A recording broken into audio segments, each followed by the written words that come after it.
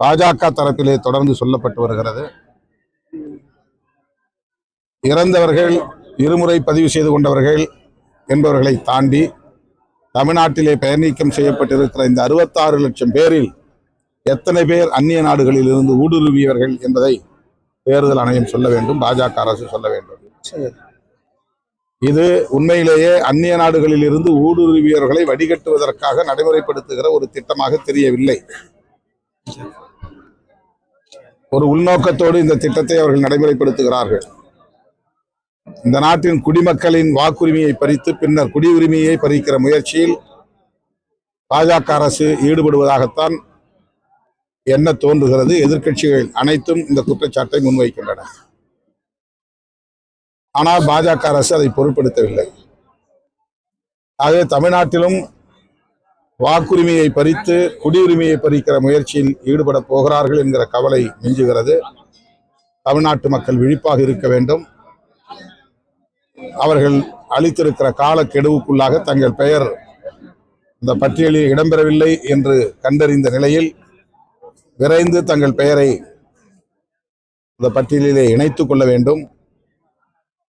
சனாதன கும்பல் தமிழ்நாட்டிலே வேரூன்றுவதற்கு தமிழ்நாட்டு மக்கள் ஒருபோதும் இடம் கொடுக்க கூடாது,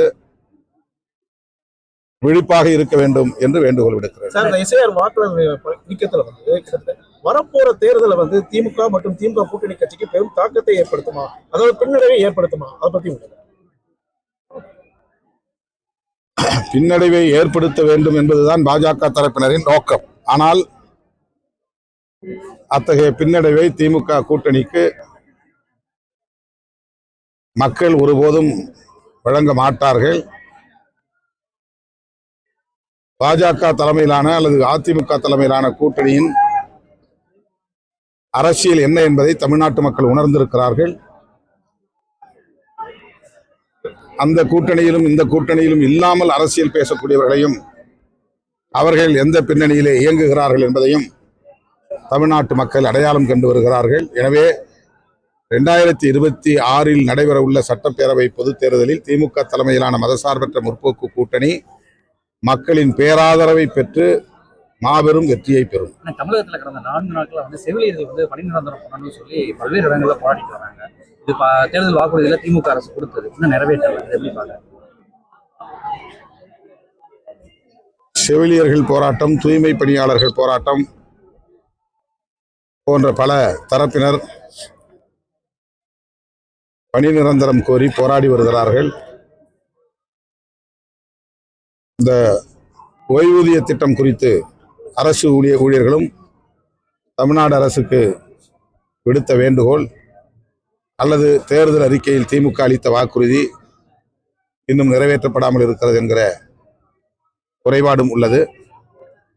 தேர்தல் நெருங்கும் இந்த சூழலில் தமிழ்நாடு முதலமைச்சர் அவர்கள் இவற்றையெல்லாம் கவனத்திலே கொண்டு விரைந்து நல்ல முடிவு எடுக்க வேண்டும். குறிப்பாக இந்த பழைய ஓய்வூதிய திட்டத்தை நடைமுறைப்படுத்த முன்வர வேண்டும். லட்சக்கணக்கான அரசு ஊழியர்களின் வேட்கையாக, கோரிக்கையாக அது உள்ளது. எனவே தூய்மை பணியாளர்களின் போராட்டமாக இருந்தாலும் செவிலியர்களின் போராட்டமாக இருந்தாலும் அவற்றையெல்லாம் தீவிரமாக பரிசீலிக்க வேண்டும். அவர்களுக்கு நீதி கிடைக்கிற வகையில் அரசு நல்ல முடிவெடுக்க வேண்டும். பழைய ஓய்வூதிய திட்டத்தையும் நடைமுறைப்படுத்த வேண்டும் என்று கேட்டுக்கொள்கிறேன். திருப்பரங்குன்றத்தை பத்தி பேசுறதுக்கு திருமா அவர்களுக்கு எந்த தகுதியும் கிடையாது அப்படின்னு சொல்லி பாஜகவின் முன்னாள் தலைவர் அண்ணாமலை சொல்லியிருக்காரு. உங்களை விமர்சனம் பண்ணிட்டாங்க. அந்த விமர்சனத்தை எப்படி பாக்குறீங்க? தகுதிக்கான வரையறை என்ன வைத்திருக்கிறார் என்று எனக்கு தெரியவில்லை. நான் ஒரு தமிழ் மகன், இந்த மண்ணின் மைந்தன், மக்களுக்காக களத்தில் நின்று பணியாற்றக்கூடியவன், மத நல்லிணக்கத்தை விரும்பக்கூடியவன், மதத்தின் பெயராலோ சாதியின் பெயராலோ இங்கே வன்முறை நிகழக்கூடாது என்று விரும்புபவன். இதுவே திருப்பரங்குன்றம் பிரச்சனையை பேசுவதற்கு எனக்கான தகுதிகள் என்று நான் கருதுகிறேன். கடைசி ஒரு கேள்வி. விஜய் திமுக ஒரு தீய சக்தின்னு சொல்லியிருக்காரு. கூட்டணி கட்சியா நீங்க அவர் சொன்ன கருத்தை எப்படி பாக்குறீங்க? அவர் சொந்தமாக இதையெல்லாம் சொல்லுவது போல் தெரியவில்லை. அவர் எதை சொன்னாலும் சுயமாக சிந்தித்து அவருடைய எதிர்காலத்தையும் கருத்தில் கொண்டு மக்களின் நன்னம்பிக்கையை பெறக்கூடிய வகையில் பேசினால் அவருக்கு நல்லது. சார், இந்த ஆனால் அவருடைய பேச்சு ஒரு திட்டமிட்ட அல்லது பிறரால் தூண்டப்பட்ட ஒன்றாக இருக்கிறது என்கிற தோற்றத்தை உருவாக்குகிறது. எதிர்கால கருத்துன்னு சொல்றீங்க. இப்ப எதிர்காலத்துல அவர் திமுகவோட கூட்டணி வைப்பாரா? இல்ல அந்த அர்த்தம் சொல்ல, மக்கள் புறக்கணிக்காம இருக்கணும். மக்கள் இப்போ அவர் என்ன எதற்காக கட்சி தொடங்கினார், என்ன கொள்கைகளை பேசுகிறார், எதிர்காலத்தில் என்ன செய்வார் என்கிற எதிர்பார்ப்போடு அவருடைய உரைகளை கவனிக்கிறார்கள்.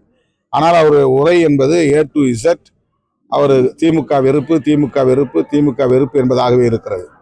இதை மக்கள் எந்த அளவுக்கு ஏற்றுக்கொள்வார்கள் என்கிற அடிப்படையில் இதை நான் சொல்லுகிறேன்.